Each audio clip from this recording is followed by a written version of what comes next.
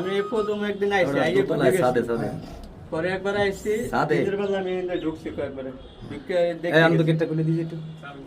পরে ওই বাসা তালা মারা ছিল এই জন্য ঢুকতে পারছি ঢোকার পর এবার ঢুকতে পারিনি ওই রান্না একটা বডি পেয়েছি বডি পাওয়ার পরে হিন্দু সিঁড়ি বই উঠতে রোয়ার দিয়ে ওই হিন্দু দিয়ে বডি কাছে আবার ঢোকার সময় আমি আগে ফ্লাস মারছি লামার মতো কিছু আছে কিনা এবার ধরে লামছে গেঞ্জি বাজি বলছে দেখছো না তো গেঞ্জি বাজি বলছে লামার পর এরপর আমি টাকা ইতে গেছি 600 ক্যাশে গেছি দেখছেন সেই সব টাকা লইছি টাকা লওয়ার পর আমি বাজু যে এই ফুটেলগুলো কম্পিউটার উঠতে থাকবে তবে এই কম্পিউটার উইন্ডো দেখছি যে দরজা আছে তাই এই দরজা খুললে আমি ওই কম্পিউটার উইন্ডো ফালাই দিয়ে আমি এনে সোজা এদিক থেকে গেছি ওই ওই ওই ব্রিজটা পাড়াইয়া ব্রিজ পাড়াইয়া একবার সোজা বাড়িতে গেছি।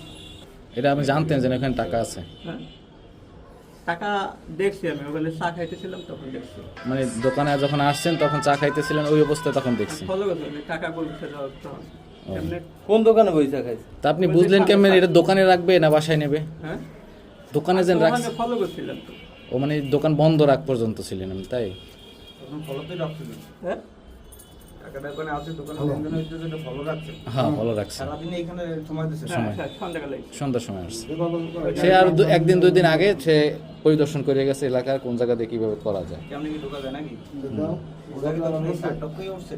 আপনি টাকাই নিয়েছেন না আরো অন্য কিছু নিছেন? না না অনেক কিনে স্টুডিওতে আর এই লাইব্রেরিতে কিনে যায় ফ্ল্যাক্সে দোকানে কিনে।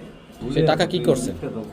টাকা নিয়ে কি করছেন? বলো এখন আমি জানিস আমি তো সবই সত্যি বলি আমি তো এখানে মিথ্যা কথা টাকা নিয়ে আপনি কি করছেন? এই সেই কাঙ্ক্ষিত চোর যে মিঠুন দেখো ঘর চুরি করেছিল গেটটা দিয়েছেন মোবাইলের